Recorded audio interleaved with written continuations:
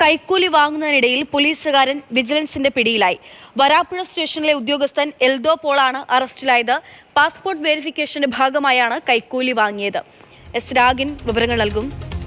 രാഗിൻ, എങ്ങനെയാണ് ഇയാൾ കൈക്കൂലി വാങ്ങുന്നു എന്നുള്ള വിവരം വിജിലൻസ് അറിയുന്നത്? എപ്പോഴാണ് പിടിയിലാകപ്പെടുന്നത്? എന്താണ് വിവരങ്ങൾ? യുവാവ് വിദേശത്ത് ജോലിക്ക് പോകുന്നതിന്റെ ഭാഗമായിട്ട് പാസ്പോർട്ട് എടുക്കണം. അതിപ്പോൾ ആ വെരിഫിക്കേഷൻ ഉണ്ട്, പോലീസ് വെരിഫിക്കേഷനാണ് അത് നടത്തേണ്ടത്.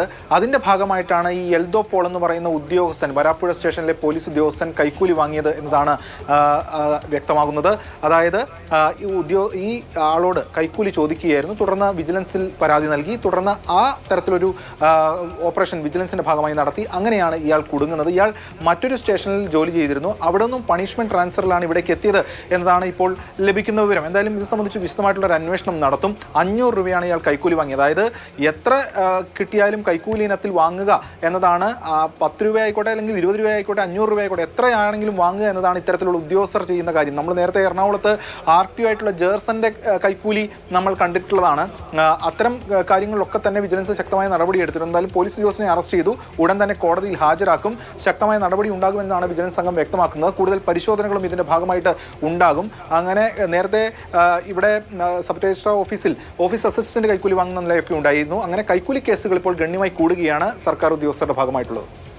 ഈ എൽദോ പോൾ മുൻപും ഈ തരത്തിൽ നടപടി നേരിട്ടയാളാണെന്ന് രാഗിൻ റിപ്പോർട്ട് ചെയ്യുന്നു. ഇയാളുടെ പശ്ചാത്തലം എന്താണ്? ഒരു പോലീസ് ഉദ്യോഗസ്ഥൻ എന്ന രീതിയിൽ ഇത്തരത്തിലുള്ള ക്രിമിനൽ പ്രവർത്തനവുമായി ബന്ധപ്പെട്ട് ഇയാളുടെ പശ്ചാത്തലം എങ്ങനെയാണ്? ഒപ്പം തന്നെ ഈ കൈക്കൂലി വീണ്ടും റിപ്പോർട്ട് ചെയ്യപ്പെടുന്നു എന്നതിനപ്പുറത്തേക്ക് ആളുകൾ കുറച്ചുകൂടി ജാഗ്രത ഉണ്ടാകുന്നു, അല്ലെങ്കിൽ ആ തരത്തിൽ ആളുകളുടെ മനോഭാവവും ഇതിനെതിരെ പ്രതികരിക്കാനുള്ള ഒരു നീക്കവും നടക്കുന്നു എന്നുള്ളത് അല്ലേ? തീർച്ചയായും. കാരണം ഇപ്പോൾ ജേഴ്സന്റെ കേസിൽ അതിശക്തമായ നടപടിയാണ് വിജിലൻസിന്റെ ഭാഗമായി തന്നെ ഉണ്ടായിരുന്നത്. മാത്രമല്ല ശക്തമായിട്ടുള്ള റെയ്ഡുകൾ, മറ്റ് പല കാര്യങ്ങളൊക്കെ തന്നെ വിജിലൻസ് സംഘം ഇപ്പോൾ നടത്തിക്കൊണ്ടിരിക്കുകയാണ്. അപ്പോൾ അതിന്റെ ഭാഗമായിട്ട് ഒരു നടപടി ഉണ്ടാകുമെന്നൊരു തോന്നൽ ഇപ്പോൾ വളരെ വ്യക്തമായി തന്നെ വന്നിരിക്കുന്നു. ഇതിന്റെ ഭാഗമായി കൂടുതൽ പേർ സമീപിക്കുന്നു എന്നതാണ് വിജിലൻസ് സംഘം വ്യക്തമാക്കുന്നത്. നേരത്തെയും ഇയാൾക്കെതിരെ പരാതികൾ ഉണ്ടായിരുന്നു. അങ്ങനെ വിജിലൻസ് കൃത്യമായി നിരീക്ഷിച്ചു വരികയായിരുന്നു ഈ ഉദ്യോഗസ്ഥനെ. അങ്ങനെയാണ് ഇയാൾ പിടിയിലാകുന്നത്. ഇയാൾ ഒരു പോലീസ് ഉദ്യോഗസ്ഥനാണെന്ന് കൂടി മനസ്സിലാക്കണം. അത്തരത്തിൽ കൈക്കൂലി വാങ്ങുകയാണ്.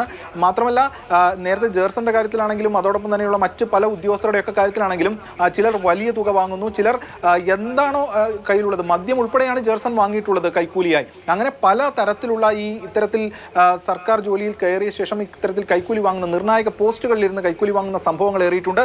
ഇത്തരത്തിൽ ശക്തമായ നടപടികൾ വിജിലൻസിന്റെ ഭാഗമായിട്ട് ഉണ്ടാവുകയാണെങ്കിൽ ഈ അഴിമതിയുടെ വേറിറക്കാൻ കഴിയുമെന്നത് തന്നെയാണ് ഏറ്റവും പ്രധാനപ്പെട്ട കാര്യം. അങ്ങനെ കൂടുതൽ പേർ ഇപ്പോൾ കുടുങ്ങുന്ന നിലയാണ് ഇപ്പോൾ വന്നിരിക്കുന്നത്.